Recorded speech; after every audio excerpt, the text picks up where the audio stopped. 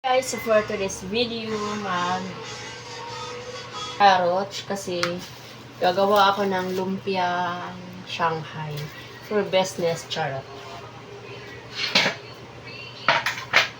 So meron akong giniling guys, so ito na lang gagawin ko. Mag-ano na lang ako.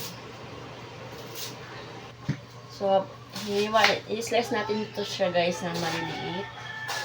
And ito, hatiin lang natin. Yan, kasi meron naman ako maliliit. So, ayan guys, okay na siya. Ayan, so, meron akong food processor dito na mas mabilis magiling. Ano siya? Ayan. Tapos, tanggalan siya natin ng ano. Nakinakasaklog pa yan siya guys. So, kasi sobrang talas. Yan. Yan siya guys. Tapos, yan. Halo ko lang yan siya. Para dami. So, ayan. So, tatakpan na natin siya. Ayan.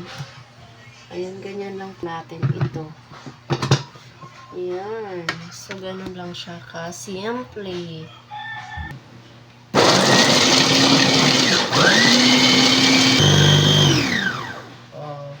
Ang bilis.